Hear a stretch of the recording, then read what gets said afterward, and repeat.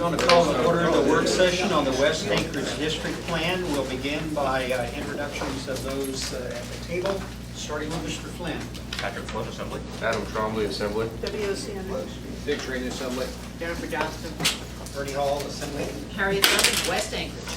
Toby Gray Jackson. Pete, introduction. Pete Tobish, Municipal Planning Department. John Isaacs with URS, Senior Planner for the Consultant. Jerry Weaver, Community Development. Thank you.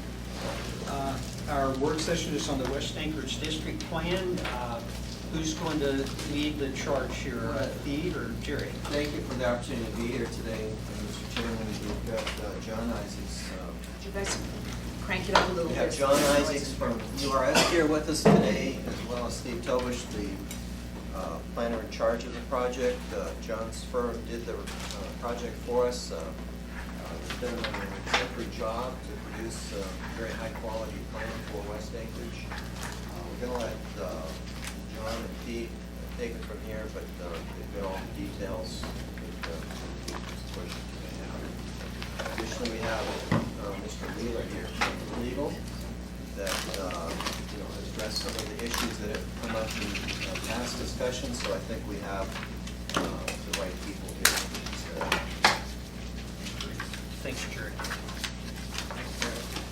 So I'd like to give you a brief overview of why we did the plan, what's in the plan, what you should be focusing on in your deliberations.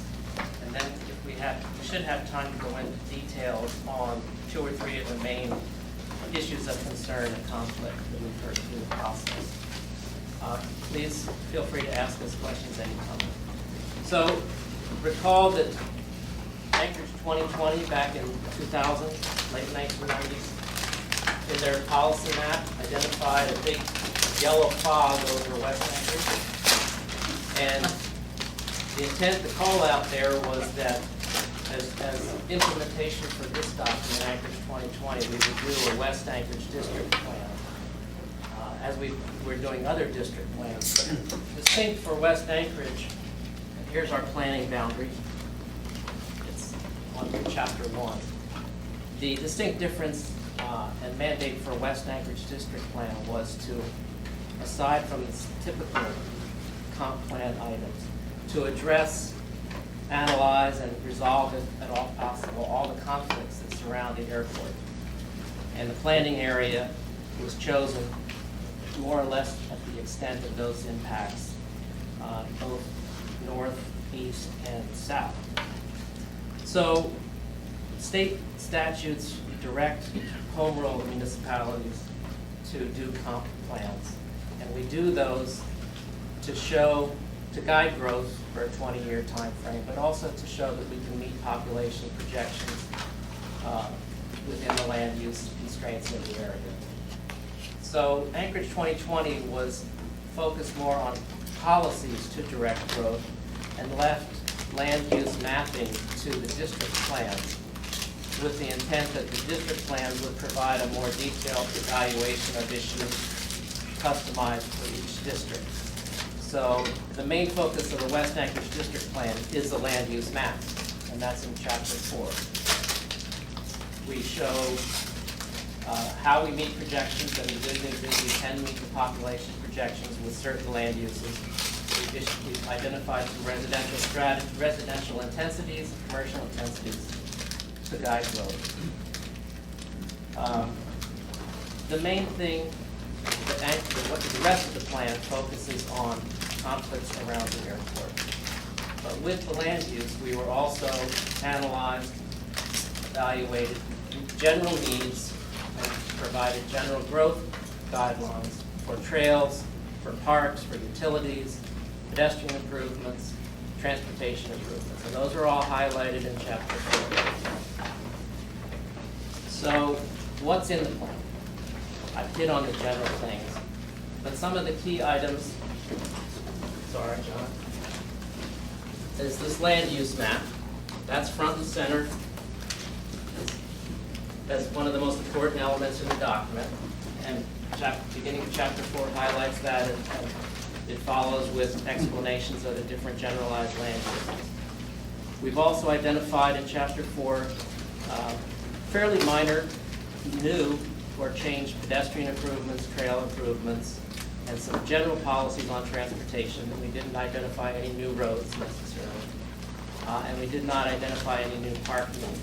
There's plans and processes in place to get into those details that we did not move on. The plan, one of the things that we pride ourselves on with the document is the latter end of Chapter 4 provides a very extensive overview of basically any and all issue that could come up with the airport. And it goes into great depth about rules and regulations that guide airports, compatibility issues, all of that. And also we'll focus more on that as we get into this. One of the other exciting things that you've probably never heard of from the plan is the very exciting, we think, important prospects for growth for the Spenard corridor. What we realized in the planning process that Spenard is not just a road, and there's a corridor that extends from Hillcrest, from the north end, all the way down to International, that we see as a viable single unit that needs to be evaluated, master plan to guide growth. We think it has great economic growth prospects, many of which we're seeing now regardless of what our plans say, for instance, at the north end of the district. So what the plan does is recommend as soon as possible that we do a master plan for the entire Spenard corridor to guide that growth. I mentioned the airport. The plan then lists a series of tools that could be or are available to address the various aspects of the airport, from noise to transportation issues to airport expansion to airport development, things like that. Those are all highlighted in Chapter 4. And John can give you now a summary of our public process, the planning process. Okay, thanks, Steve. Just for introduction, I'm a 35-year resident of West Anchorage. I've served 2 terms on the planning board and also 2 terms as president of the Alaska chapter of the American Planning Association, and have a strong stake in this community. As Steve's told you, this plan tackles many issues. A lot of them have been unresolved for years and are fairly intense. Some of the issues around our roads, some of the issues around the airport have been long-term topics of discussion in Anchorage. There's a lot of background material that went into this plan that you don't see in terms of meeting notes, presentations, technical analyses, and quite a bit of evaluation of the implementation tools and options, which is a really hard look at the issues associated with both Spenard Road and with the airport. So we had a very systematic planning process that we used. We started with the public involvement plan as the first product, and I'll talk a bit more about that in a minute. The process that the plan followed is laid out in Figure 1.7 on page 8 of the plan. In addition to initiating the public involvement, we took a very thorough look at what are the existing conditions that prepare the profile of West Anchorage. As part of that, that included sort of a review of policy direction from a number of different plans to inform where this plan should go. The 2020 plan, the 2006 land use maps. We looked at relevant transportation, utility, and parks and recreation plans. John, if we may, let me interrupt you just a moment. We're having a difficult time hearing you. Okay. I don't know if it's the Push the posters. board. and- Is that back? Got it. Thank you. Thank you, Mr. Chair. So again, we took a very thorough look at the existing conditions of West Anchorage and prepared this profile of West Anchorage. And part of this is reviewing the policy direction from other planning documents. The 2020 plan, Pete mentioned that. The 2006 land use maps, other relevant transportation, utility, and parks and recreation plans. So based on the public involvement, the policy review, the evaluation of existing conditions, we then identified district values, district issues, a vision for the district, and goals and objectives as part of the planning foundation for the plan. With that done, we prepared the 6 plan elements focusing on land use, transportation, Ted Stevens, Anchorage International Airport in particular. Neighborhoods, neighborhood character is really a key part and a key value of the West Anchorage area. Parks, recreation, open space, also a key value not only for the residents of West Anchorage, but for the municipality in general, and then public services and utilities. And then finally, we prepared the implementation recommendations focusing on 6 key concepts, and 2 of them Thebes mentioned, Spinard Road and the airport.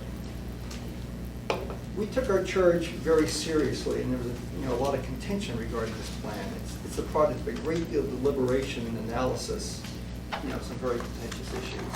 And some of these have not been resolved over a long period of time. We took a thorough look at what we see as some of the options and some of the alternatives for resolving them. This plan makes recommendations with a great deal of attention to specs and analysis, but this plan, we don't see it as dictating outcomes. So we try to be proactive in solving some of these conflicts, but retaining the status quo is always an option. I want to talk a little bit about the public involvement process. With all our plans, we have an extensive public involvement process. We had a West Anchorage planning group which consisted of 20 members with broad representation of various stakeholders, including the 3 community councils, the airport, the business community, realtors, and recreation and conservation groups. Over the course of 2.5 years, we had 11 planning group meetings, and 3 of those focused on the airport in particular. Those meetings also included representatives of the FAA and Ted Stevens International Airport. And I think one of the things that was very clear in getting into this planning process is that the FAA really had to be a party that had some input and some direction to this plan, because what they do and the guidelines that Anchorage International Airport in many ways form what are some of the options that could be pursued in resolving airport issues. We had a number of briefings of the 3 affected community councils, Spinard, Turnagain, Sand Lake, and we had dedicated separate visioning and land use workshops of those councils in which we identified specific issues, goals, and objectives, and also land use preferences that came out of those council meetings. And that went to the recommendations and the elements of the plan. And then one of the things we did that I think got a lot of attention is at the outset of the plan we had 7 focus group meetings. And one of the problems I often see in Anchorage plans and other plans is it's hard to involve all the key stakeholders, and if they don't feel involved, they don't feel engaged, they can come in at the end of the process and there are problems you have to resolve. And so we had 7 focus groups that really focused on a wide cross-section of issues and members of the communities with 70 participants. And those focus groups informed, again, the vision, the issues, the goals and objectives, and some of the implementation recommendations. Finally, we had 4 public meetings in the plan going through the Planning Commission hearings. And the draft before you includes changes that were made on 3 different occasions in responding to those comments. Some of the examples of things we looked at where we tried to be proactive is, the issue of land trades and the issue of the airport and the noise disclosure. Noise disclosures are a problem across the country. Quite often people move next to an airport and are surprised that their noise level's higher than they perhaps anticipate when they purchase the property. We took a hard look at some of the solutions that other states have used. We've added language that is based on some of the recommendations of FAA, recommendations that are in the current airport noise program, and examples that we use in many other states. And what we really tried to do was look at language that tried to minimize negative effect on property owners. That's just kind of an example of how we took a really hard look at some of these issues.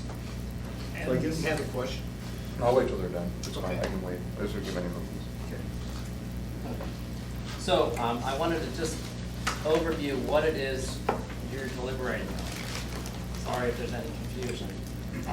The main item, of course, is this July 2011 public hearing draft document. I think it's called Exhibit A in the packets.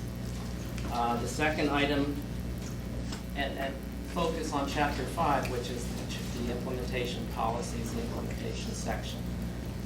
The second item is, I think it's called Exhibit D, which is a table from that summarizes findings and amendments that the Planning and Zoning Commission forwarded to you for your consideration. And those are highlighted in yellow, hopefully in your packet. The third item would be Exhibit E in your packet, which is additional items that we've come up with since the Planning and Zoning Commission process. It includes 17 items, and there's actually a numbering typo. Last page has 216, so just note that. Excuse me, this is all in the document that was on the table when we came in. If we didn't all bring our copy, Okay. West Anchorage stuff. Okay, and I have copies of Exhibit E here if you need that. Was Exhibit E available to the assembly at the last meeting? At the public hearing? I think so, yes. Because I read through all your yellow, but I Yes. don't remember a specific addendum later. Yes, sorry, Exhibit D, which is that table. You know, D we had. Okay, for also sure. includes Parks and Rec Commission amendments that It were did. also yellow. And yes, Exhibit E should have gone out in the packet. E, I Can don't we know. hold on 1 second until we find this? I have copies if you need that. It came in yesterday? I got it. Okay, then E is new if it came in yesterday.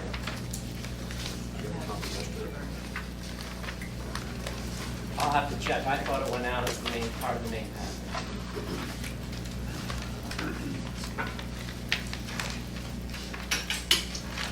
Exhibit G. D is the parks. D we had. Probably in our packet. Yeah, It is part of Exhibit the- E was part of the original packet, it was part of the ordinance, so it was distributed. It was 810, page 810, 11, and 12 of the last time we got this in our I brought everything. assembly packets. Yeah. But it's really hard to keep track of, I apologize. Please let me know. I have separate packets there if you would like. Oh, that's the one that's, the amendments from myself and Mr. Yeah, that's how we labeled it, right? Yeah. Oh, E is the amendment? Right. Oh, that's what that, yes, I was in that, thank you. Okay, and then finally, we have some additional amendments for today that we will give you. So let's see, well, there's 3 of those From whom? from the department. Do we have those? Yeah. Exhibit E is in our packet. What's this? That's brand new? Yes.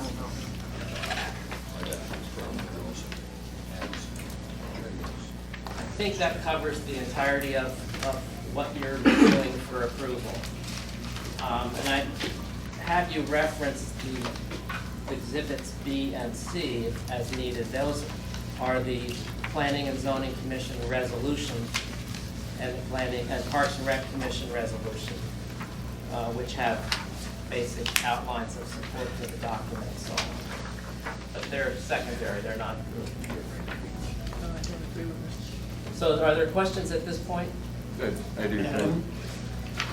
It's on Exhibit A, and I'm sure you'll probably get into this later. Probably consumes most of my emails regarding the West Anchorage District Plan is Point Warren's Okay. and the expansion of the runway. And under item number 7, and it says that, you know, obviously the issue is taking that Point Warren's area away to extend another runway. So it's correct in saying that regardless of whatever the West Anchorage District Plan states, and regardless of what the people want, the airport can initiate eminent domain and take it anyways, right? If they see fit. Am I correct on that? That it really doesn't matter what the people say. Well, through the chair, Mr. Trombley, we tried to investigate that through the state. And the basic general answer was, yes, they could do eminent domain. No, they're not excited about it. But it's not a formal answer. So I don't think without more detail, they're going to give us a more formalized answer. And I'm not asking for formal, but at the end of the day, the answer is yes, they can do it if they want to. That's what they told us. Okay. Involved in that, is there a process for redirecting the coastal trail? And as far as tunneling it, whatever the process would be, is that, or does the coastal trail stop and then start on the other end of the runway? Realigning the coastal trail wouldn't be part of the eminent domain procedure, but Right. it would be part of the redevelopment procedure. Okay. So that's 2 completely separate. Yeah. Okay. That's all. Thanks, Mr. Chair. Dennis, the issue that held us up at the end. that language on the initial, could you talk about that? I'll sit over there, I'll just work my way around. I have 2 documents here for you. One is a rough timeline and the other is our opinion. Actually, I guess I better keep a timeline to myself. Not too late, sorry. Top of my head. That's good, I got it. Don't let them get away with anything.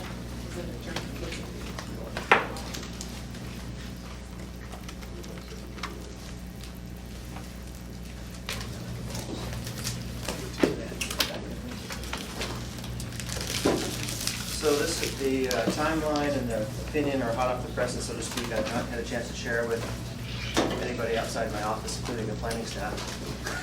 So to speak. They're just as excited as you are to hear what it says.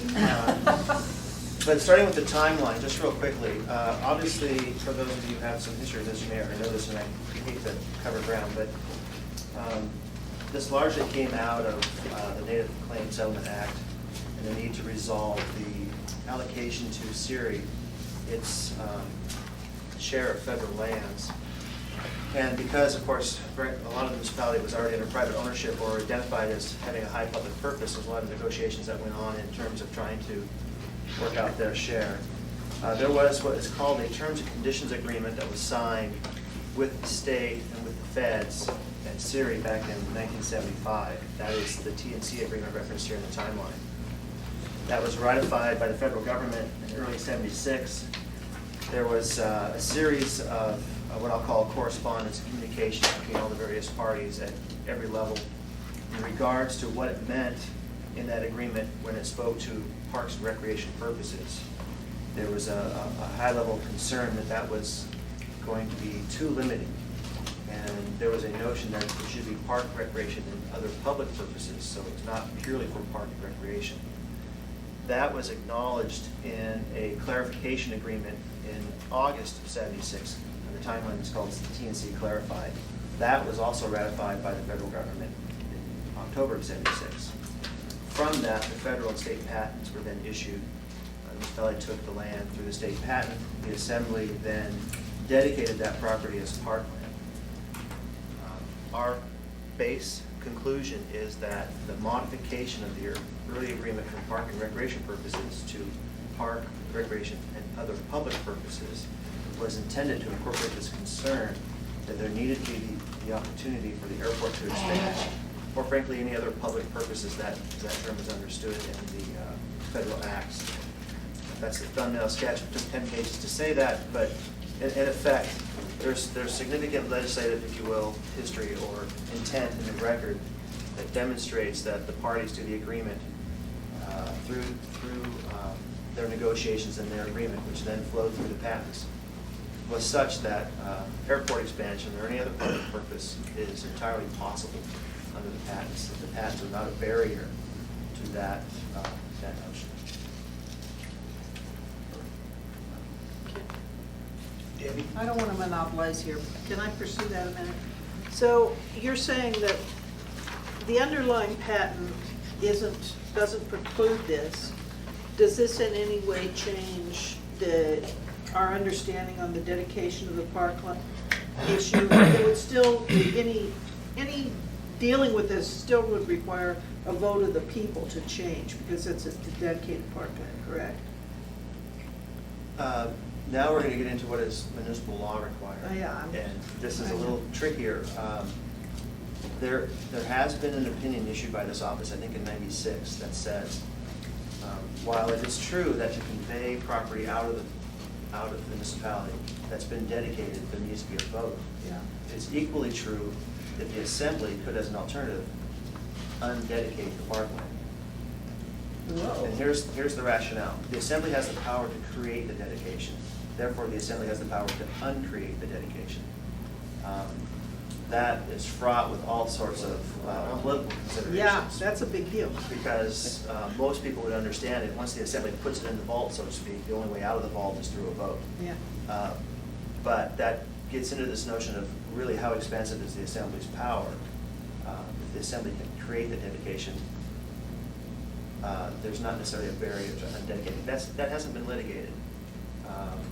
But that is a position this office took back in 1996, so just so you're aware of that being out there.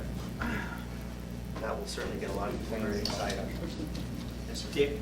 I'd like a copy of that opinion. Who was the attorney of record that gave that? Was that Bill Green's time period or whose? He was an assistant municipal attorney. I think Mary Hughes was the attorney, Okay. but I think he wrote the opinion. Can I get a copy of that opinion, certainly? Thank you, sir. It's not confidential, I don't believe, and I I think that you sent it to us. think I may have already sent it to you. Yeah. Yeah. If you'd send me another copy, because I probably lost it. Sure. Thank you. Do you remember? Oh, no, Debbie- No, I'm Debbie's just, in the I'm middle of trying the to, thought. I'm trying to remember the specifics. Like I talked to you more than anybody who brought this information to us. We actually never talked.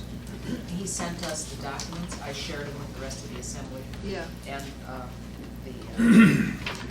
the planning department and legal took a look. I was very concerned because of the things that happened in 1994, when that big trade happened that Yeah. established Kincaid Elementary School, took away part of that Point Warrenzoff Park piece that's on the east side of the ridge. There's a ridge that runs down the coastal area that protects the coastal trail from the noise of the airport. And some other pieces of land in there that concern me a whole lot. And in having walked that area fairly recently, public use to me doesn't mean chain link fence with barbed wire on top of it, which is what you see when you drive down that road on the west side of the north-south runway at the edge of the airport land that's currently developed by the airport. They now have access all the way to the ridge, which is in the middle of the Point Warrenzoff. It's quite a ways in from the edge of the Point Warrenzoff Park, dedicated parkland. And without signage and all that other stuff that Ms. Osiander and I have run into, if it's not properly signed, the public doesn't get it. The public isn't aware of it.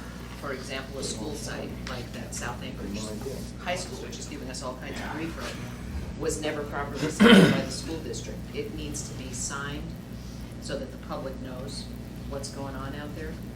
But to me, a public, parks, recreation, and other public uses doesn't include putting up a chain link fence with barbed wire on it and keeping the public out of it. The other thing the airport does with its land is it leases it to private operations like FedEx and UPS, all the maintenance outfits that are out there. I mean, there's an incredible amount of economic development that comes along with the airport, and that is their charge to develop.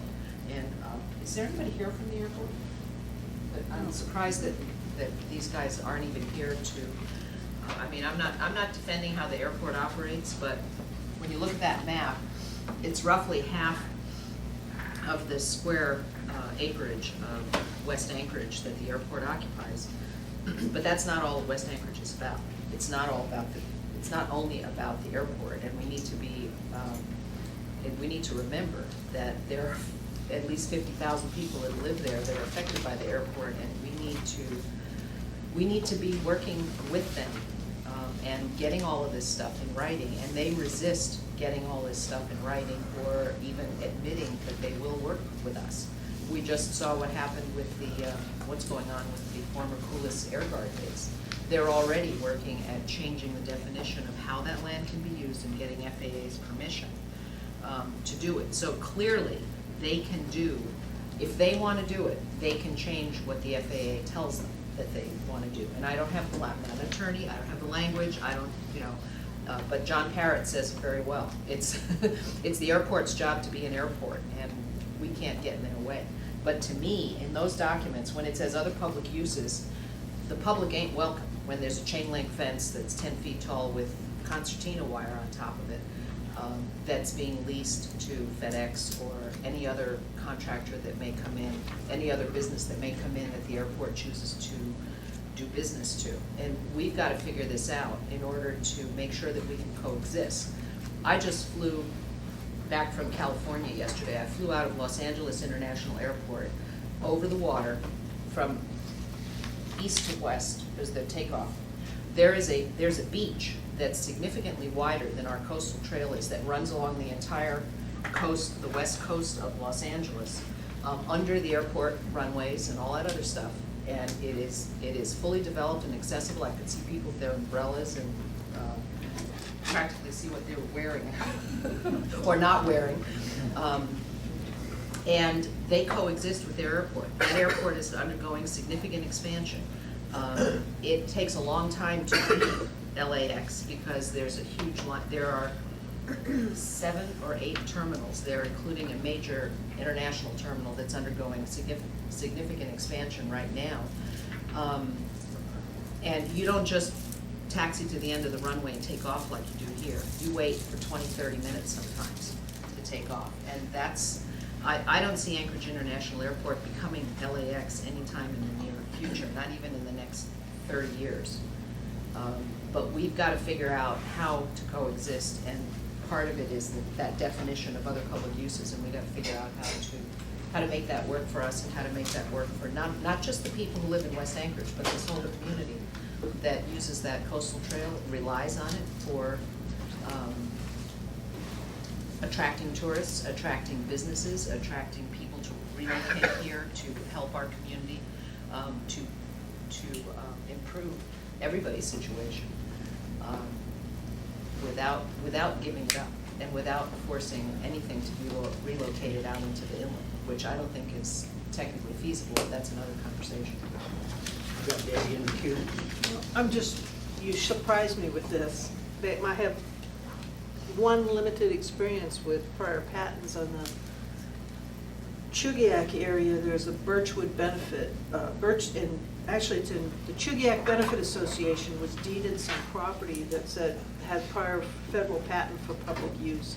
And they had a real roadblock when they tried to do some excavation in the hill behind them with the old Glen Highway project rebuild. And basically we're told they could not sell that because I'm unfortunately not an attorney either, but it seemed such an ironclad prior patent prohibition that I anticipated it to be the same here. So I'm looking forward to reading this. If I might, this actually is a very unique situation, because you're right, there are a lot of lands that we have that contain restrictions, including for park and recreational purposes only. Centennial Park and other lands around here come up with that issue all the time. Anytime we accept land and water conservation funds, this issue comes up as well. This one, you turn to page 2 at the top paragraph. What's particular about this one, and what makes it so unique, is that it's at the bottom of that top paragraph, you see the quotation, it's for park, recreation, or other public purposes only as set out in paragraph 1C2F of the terms and conditions, blah, blah, blah, blah, blah. In other words, this one is very much tied to that terms and conditions agreement that was executed between the feds and the state and Siri. So while we look at public purposes laws to help inform what they meant in the context in which it was written, it's also very much true that this was a negotiated arrangement and included the amendment to this phrase to incorporate other public purposes in August of '76. Okay. So we would certainly look to the federal laws and be informed by what's been done in other transactions, but this is a very unique situation where everybody was, who were players at the time, understood that one of the issues was whether or not the airport would be able to expand. And I have one more question for Dennis, and that's, it actually relates to an amendment that I was proposing, an amendment I see planning staff is proposing regarding implementation of the land use map. As you know, in the Title 21 discussions and with some of the other ordinances the Assembly has considered, there's some concern over regulations being processed without Assembly oversight. And we've talked, I know Jerry, I've talked, and Ron Thompson has talked about bringing design criteria manual to the Assembly for some sort of oversight. One of my principal concerns with this plan is it implements a land use plan map that reflects language that's proposed for Title 21 that is not code and not been approved by the body, but yet it's in here. And so I had proposed an amendment to say, that's in hold until the assembly adopts the land use map. And what they're proposing is that they be implemented over time via regulations. And so my question to you is, if we concur that regulations require assembly oversight, how can we possibly say that land use designations on the land use maps are to be implemented over time via regulation? That seems a very significant departure to the direction I thought we were heading. So I don't know if I phrased that clearly enough to be understood. I haven't seen the amendment, but what I would say about regulations is this: under the code, regulations are required to be approved by the assembly. Okay, well. So if it's a regulation, it'll have to come back to this body for approval. All right, I will take strong objection probably with Amendment 18. If I understand 18 correctly, it's not dictating the process for approval. It's just saying that it has to be done through regulation, which would come to you automatically. Well, they don't now, so it would be a change. Feed. If I could clarify, our intent there was, what we meant was that the land use map is a generalized land use category. It's not zoning. It's implemented through zoning. And so what we were saying was, once the zoning districts are finalized, that's how it would be. I don't think we disagree over intent. I think the language is wrong. On that issue, do we have the cart before the horse? Yes. In this plan and not in any other? On the hillside plan, did the hillside plan, No. for example, include a land use plan? Not that reflected Title 21 language, the proposed Title 21. No, So it is didn't. there, because of the delay in Title 21, which we all It's screwing know this shouldn't up have happened. a little yeah. bit. So is there some way to adopt this plan contingent? Yes. Some of these changes contingent upon the Title 21 adoption. Who knows when that's gonna happen? Hopefully before next April. I think there is. I've got an amendment, they've got an amendment. We just have to talk about trying to get the language right. Okay. Well, hopefully we're going to get to those here shortly. Dennis, are you done? Yeah. I have a question for Dennis. Where is that, the definition, let's see, you referred to it a minute ago. On page 2 of your opinion, the third and, excuse me, 1, 2, 3, 4, 5, 6, 7, the 6th and 7th line of that first paragraph on page 2. Where is paragraph 1, or is it I or 1? IC2F of the terms and conditions. That's one thing I didn't get from the gentleman who sent that information to us right before the public hearing. Is that definition in your document, since we've only just got it, haven't had time to read The it? quotation there is in both the patents, but that terms, it's also in, of course, coming out of the terms and conditions agreement and this clarification document. I can read all of that. Okay, because when I looked at it, when I looked at what he sent us, that was not defined. First of all, I think you need a little more than just that one paragraph to look at when you're trying to understand what the drafters meant. Yeah. And that paragraph is not included anywhere in this document, right? I will email all of the reference documents to the assembly. Okay, thanks. Steve? Thank you, Mr. Chair. I'd like to take a little time to go into more detail on at least a couple of the main issues.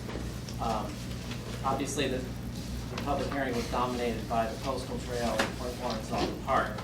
But if I may, I'd like to go through a little bit more detail about the land exchange in general, the airport issues in general. Could you put that up there so Absolutely. everyone can see that? Sure thing.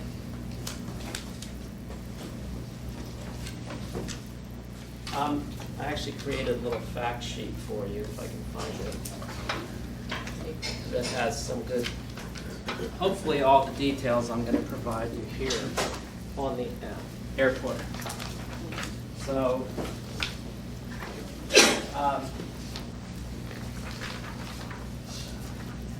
certainly there's a lot more to the airport, resolving the airport conflicts than a land exchange with what's been variously reported as 1 or 3 parcels. We took our charge from Anchorage 2020 seriously about trying to resolve permanently as many of the airport issues as we could through this process. Many of the issues are out of our control, dominated by FAA. But this map summarizes essentially what we found through our planning process. There's roughly 30 parcels here, or portions of parcels, around the airport perimeter. The airport's in yellow, if you can see it, the airport boundary, that have had recognized conflicts of some sort or the other since the early 80s. Many of you may recall that Ron Crenshaw and Parks and Rec were trying very hard at one point to do a motocross facility out of Point Warrenzoff in the early 80s. So it's like items like that, as well as just airport growth, that have generated these conflicts. So we've mapped all these parcels, and they're highlighted in a table in towards the end of chapter 4, all the basic details about these parcels. Who owns them? What's the size? What's the general land use designation? What are some of the regulations? What's some of the history? So that table is very valuable in trying to understand each of these parcels. Through the process, once we had these mapped, we went to the public, we went to municipal departments, we went to DOT, we went to the airport to evaluate and analyze all of the needs and desires of those entities in the long term.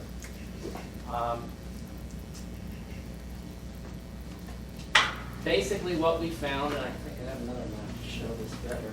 All right.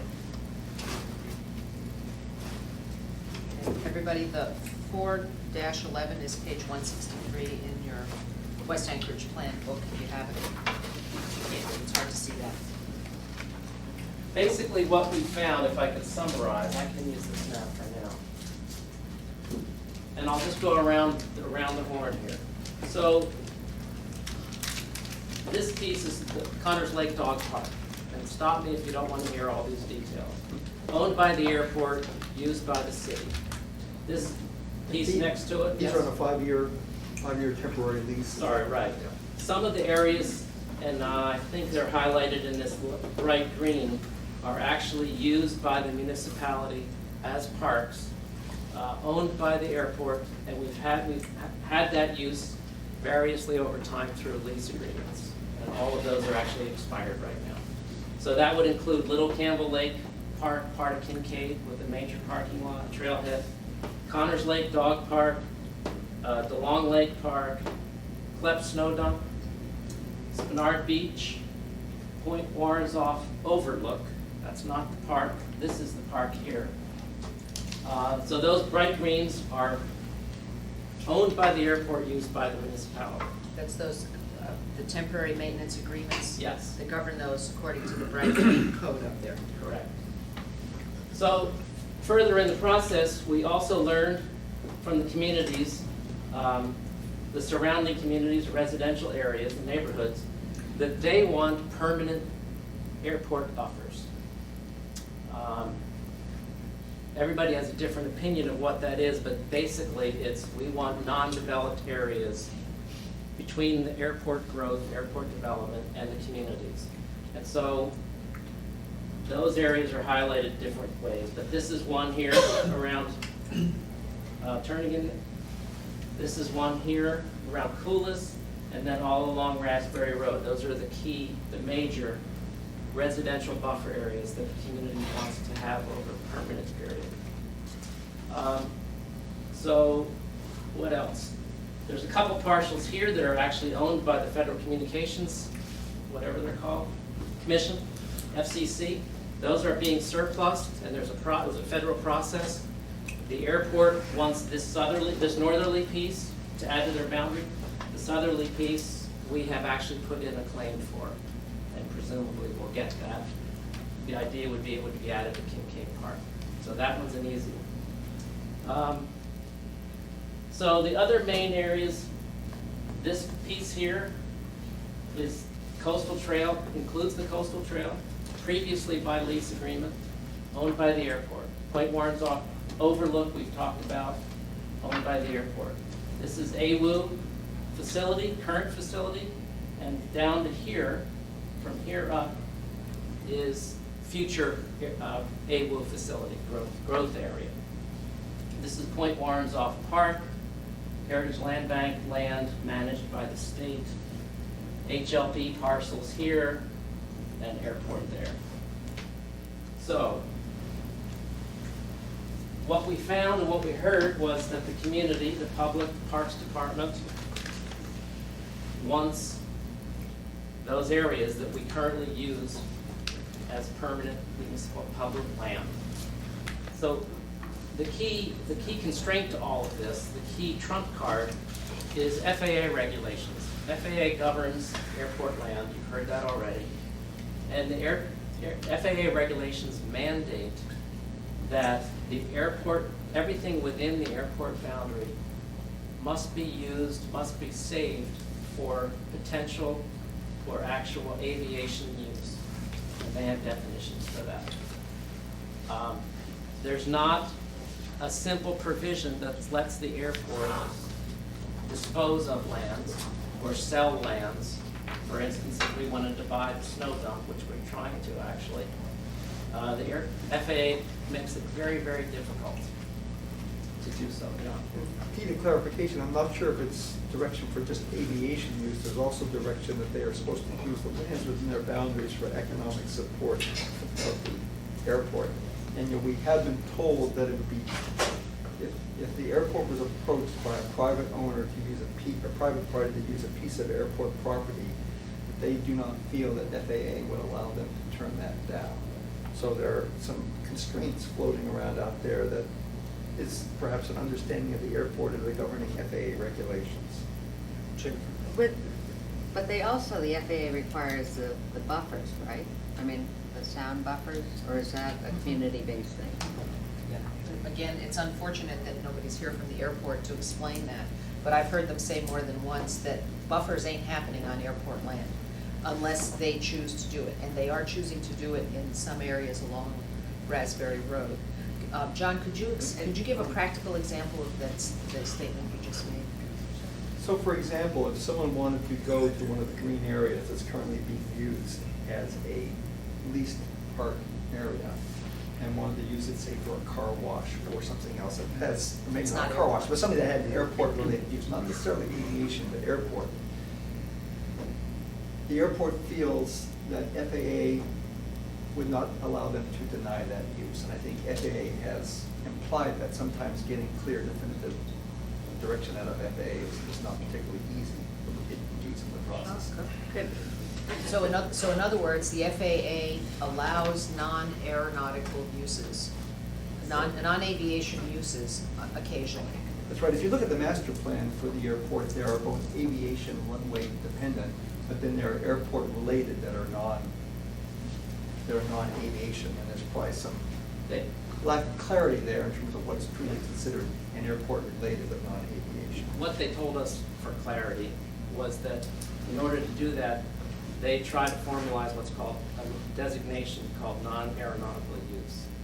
So it distinguishes between a direct runway-dependent activity and airport related. It backs it off the runways.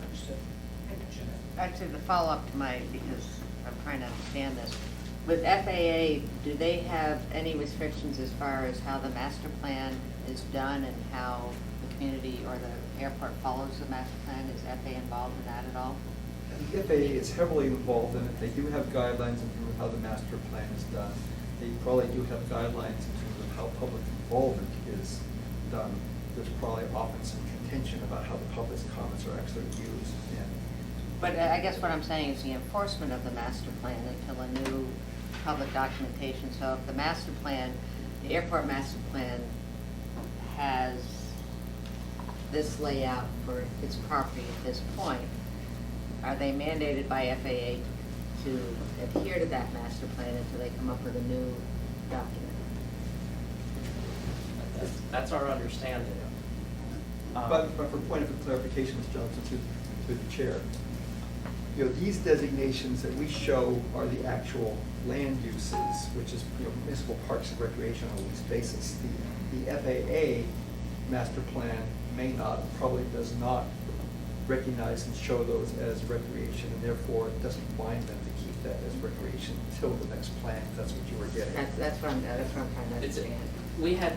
we had several formal and then informal phone discussion meetings with FAA, and they've made it very clear that they do not support, nor do they think we're allowed to show a park-type use on FAA-governed land because of the misrepresentation and then the concern about long-term use, preservation of use for aviation need. So, Pete, I want to note we're under 10 minutes left in the work session. Adam? So, two things. So what you're saying is that regardless of how it's classified up here, if it's within that boundary of the airport, they can utilize it however they really want to, regardless of what anybody wants. And then the second thing is that right up on the very west end, it shows airport land. So at some point in time, this city decided to take the coastal trail right through airport land anyways. At that time, they had to understand that it was a possibility that the airport could plow the trail if they wanted to. Am I correct? through the chair, Mr. Conley, the airport has a process. Their uses are supposed to follow their 5-year master plans. And then they have a land use concept or a development concept plan. They follow that. So there's some guidance for us as to what's going to happen at a particular parcel. They do have the right to take away our uses. They say a 90-day notification. All right, thanks. So, if I may, so you can see why we headed towards the land exchange concept as a tool to resolve these issues. It seemed fairly clear to us that we could not simply purchase the lands that we want. The airport's not going to give us the lands that we want. And the FAA may not allow them to sell those. Yes. To date, we've never purchased an inch of ground at the airport for a public purpose. So that's where we headed towards this land exchange concept. And this map just is a summary of who's interested in what, and the parcels that are most important to each side. So the blue represents areas owned by the airport that are either used by the public or desired by the public for public purposes. And the areas in light orange there are the areas that the municipality owns that the airport is interested in the long term. And so that's been the focus of the document. So basically the document references three basic conclusions. Status quo out there, which is this map here, does not resolve or meet the intent of Anchorage 2020. Pete Elby has a quick question. Thank you, Mr. Chairman. Steve, you said that the airport is interested in that HLB land, right? Do we know for sure that they're interested in? Okay, sorry. The area The orange. down here, you're referring to this area. Well, the area that you just said that they are interested in. Is- Yeah. there's Do we know three- for sure that they're interested in that land? Yes, That's a fact. yes. Okay. HLB, Thank you, no. Mr. Chairman. And This isn't HLB. though. careful. This isn't HLB. Is that what you meant? Area. That, okay, the, right above on the map below, this is hard to do without both of them. You just put the big one down on the floor. What's red there? Item, parcel 30. Right here. That's reserved for AWWU, future Yes. use, Yes. should we have to expand the sewage treatment plant. Where is AWWU on all this? That, we seem to be ignoring a major user of land in West Anchorage, in addition to the airport, is AWWU, which has a critical piece of infrastructure for the entire Anchorage Bowl, right there. And if they were to build a new north-south runway, it would run right over that too. Has the airport given any consideration to eliminating the sewage treatment plant for 300,000 people? That's part of the constraint. That's the other side of one of the constraints. Is this area here, undeveloped south of the existing facility, is reserved by AWU for what they assume will be future requirement for expansion. They have some basic outline of the need, the area that they might need for that. But basically, they don't want to give up anything at this point, just simply. Obviously, for what they've talked about, they'd be open to negotiation, but they're not excited about losing it. Thank you, Mr. Chairman. Well, AWW is here. That's why I was craning my neck. Thank you. Thank you, Mr. Chairman. Can you?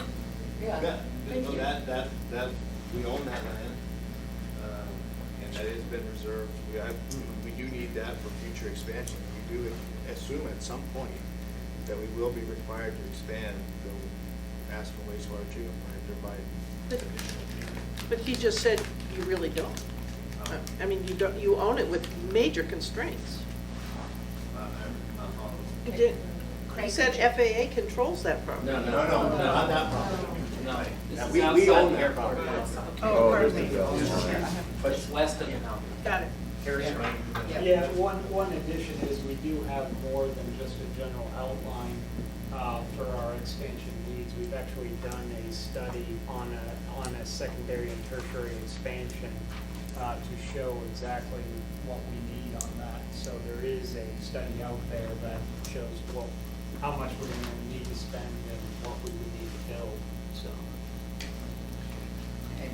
Yeah, assuming that the land exchange parcel summary feed is, This one? that's a concept, that is not cast in concrete. No. That is not saying that this is how the land trade is No. gonna happen or anything like that. But is it appropriate for AWWU's red parcel number 30 to be listed as a potential exchange document? You guys are the people we have not heard from on that. I think Is this an appropriate time to ask you if you think it's appropriate for parcel 30 to be listed in any conceptual way as a potential trade? I think what Feed's saying is the orange shows what the airport wants. The municipality has always voiced an opinion that AWW is not interested in trading that land because of our needs. Unless we can find a spot for a new 60 million gallon a day treatment facility. We really aren't in a position to Exactly, trade. and that's what seems to be next to the Los Angeles airport as well. I took a good close look when I was flying out. This map is just a discussion, conversation map to show who's interested in what and what's most important. But it's not saying this is how it's gonna happen, it's just saying, this is who's got dibs on which piece of land. This isn't even in the plan.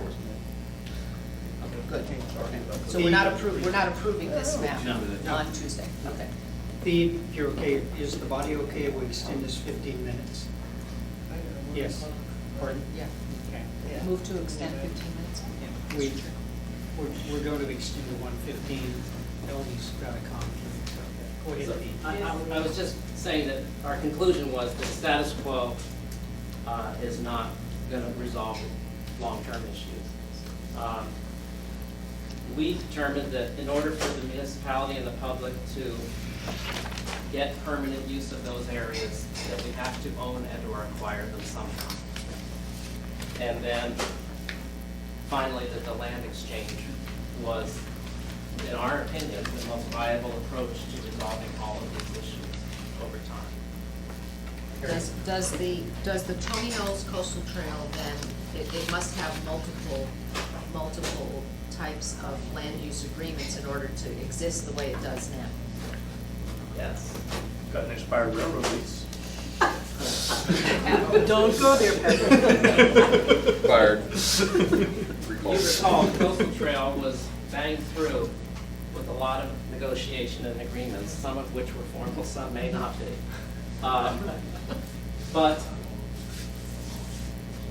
I put this map's not in the plan either, but I put this together again for your understanding of the issue. And it only starts here just past Earthquake Park, and it goes to the beginning of Kincaid Park, the airport boundary. So the areas in red, these red lines, are that's the coastal trail roughly, in airport land. So those areas are owned by the airport. The rest of it obviously is land owned by the municipality. Down here by the land bank, here in Parks and Rec through the park, here it's through AVU land. And so I did some very rough, don't quote those, but those are very rough calculations of some of these distances. So the idea is that, number one, we heard from the community, do we want the coastal trail permanently owned by the municipality, preferably with a buffer, so that we have control over that entire trail. So a couple points to remember is if and when Anchorage Water and Wastewater expands that facility, that they're going to have to move the trail somewhere. We don't know where. But this section, much of this section of the trail will likely be moved someday when AWU does it. And then the red, we don't have control over. Most people agree that this section here at the north end may not ever move because it's on the other side of that road. The biggest threat up here would be changes to the road and coastal erosion. This stretch through here is in Point Warrenzoff Overlook owned by the airport. It could be moved with airport changes, nav aid changes, et cetera, road changes. So, and the same thing here, this is airport. So that's the focus of the coastal trail issue out there. The section that's in Point Warrenzoff Park, so on the west edge of the park is less than 0.7 decibel mile. So again, that's just reference, that's not in the plan, but I have copies if you'd like that. And that's pretty much what we have for the airport, for the land exchange. So did I skip something? And so your land exchange proposed or conceptual land exchange would protect the entire length of the Tony Knowles Coastal Trail? Potentially. Well, a couple things. Excuse me, the public, this is a work session for the Assembly, Mr. Chair. It's not for public participation, I apologize. Go ahead, Dee. A couple things. What was your question again? Sorry. The map, put the land use, the land exchange map in the front on the bottom. Your summary there, should these land exchanges happen, or some version of them, would the Tony Knowles Coastal Trail be protected in its entirety? Okay. And there's not a short answer, so if I may. Understand. That's why we extended the work session. Okay. There's no land exchange on the table right now. All the plan does is focus on land exchange as a tool to resolve these. So that's first. Yes, the intent would be to reserve a permanent trail corridor, but there's lots of issues and constraints that probably will never let that happen, right? And I went through those just past. So we've introduced language in the plan, and some of the amendments get to better detail to provide for ways, for tools to actually create a permanent corridor wherever that may end up being. And that's highlighted in the amendments. And even though the airport manager has said he has committed to the coastal trail continuing to exist, but he has not committed to how it would look or what the buffers would look like or any of that, and there is no way for us to build that into this plan. Well, we have that one amendment in the table D that the airport manager agreed to, that basically says if and when the airport needs to move the trail, they will do so and provide a permanent buffer as well. Permanent corridor, a permanent buffer. And I want to do a clarification. That agreement is with the Department of Transportation. DOT are the ones setting the meeting when they make that commitment. You know, the manager can change, but DOT is going to be there. This is an agreement with DOT. That was my question, is it in writing? Verbal doesn't mean much. Because you said there was a commitment, but until it's put in some type of policy statement, regulation, whatever the proper term would be, it's fairly irrelevant. Has that been, Through the chair, did DOT write that and say, yes, we will do this? They have not written it that I'm aware of, we haven't pursued that, but they are on record at the assembly meeting and planning and development commission saying that, so clearly a written, formal written agreement will help. Mr. Trump, Ms. Berman, through the chair, CETA said, this is really, it is a concept, the land exchange is being the best way for a permanent solution. I know one of the amendments is to have a task force to take a look at some of these issues. The identification of these parcels of interest to the airport is also informal through the planning process. It has been suggested that these would be ones the airport has been interested, but again, that is not formal. Were any of this pursued, you would really need a formal process to really identify these outstanding issues in terms of mechanisms preserving the coastal trail, what parcels are of interest, is there a partial trade available? None of this has been explored. It's primarily the concept laid out at this point in time. And if I might, at this point, we're down to about 9 minutes, and so Sandra wanted to address some issues. Well, Or do actually, you want to? I can talk about that in a different format. I think I'm going to talk to the planning department.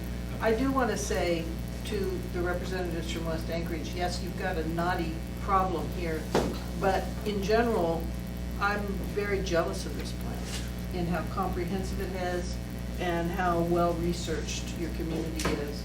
And I wish the Eagle River Chudiak plan was half as comprehensive. So take your little positive with all the problems you've got with it. It's, I think, well-done plan. We'll trade you. Why Which don't is you take- easy. Why don't you take some of TSAA and put it in virtual?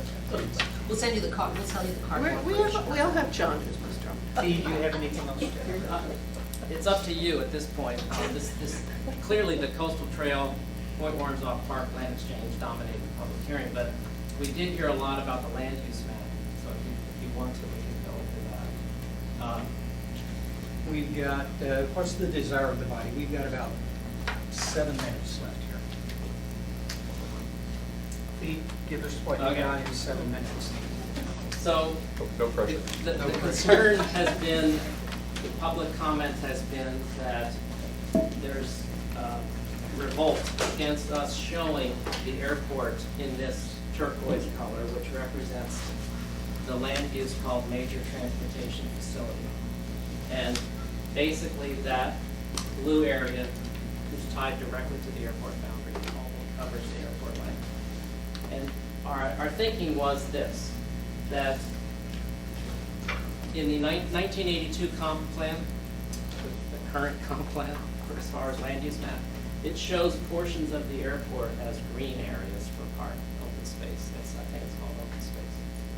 The Parks and Rec plan tried to struggle with these parcels around the perimeter of the airport that the municipality uses as parks.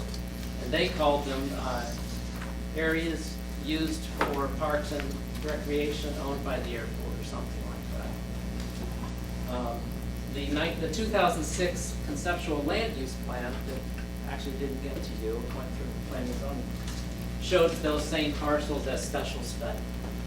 So we took those past different designations and we wanted to resolve that. This land use designation follows what we've done for the Port of Anchorage, for the railroad, and for Merrill Field, for instance. And that is, we've assigned it to areas where there's a specific legal mandate to use lands, or a need to use lands in a very specific way. In this case, in Merrill Field, FAA mandate requires the land to be shown, basically for the life of the airport, for aviation facilities. So that's what we've done here, is we've added the airport to that major transportation facility. This map, the land use map in the plan, this map and then the detailed map, shows alternative designations for those problematic areas should the municipality acquire them and get them into public ownership. So that if that happens, those designations would follow the alternative. And we've done a bunch of caveats in the map itself to highlight that. So that basically summarizes our thinking on the land use map.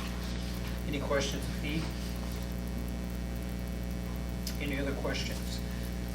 I had two little amendments I just want to bring up, so I don't surprise people. There's a section in the document that describes office low intensity, and it governs it by employee density, which I think is a dangerous ground to go down, and so I delete that. I'm proposing to delete that. The other amendment I've got is on the neighborhood section of the plan, on the description of N1, talks about creating a community development authority with an endowment. And we've not done that anywhere else, and I'm wondering what the background of that is. That makes me nervous. I think that's a good question. We've done that in this edition today. You took it out? Yeah, number 12. Okay, thank you. Anything else? If not, stand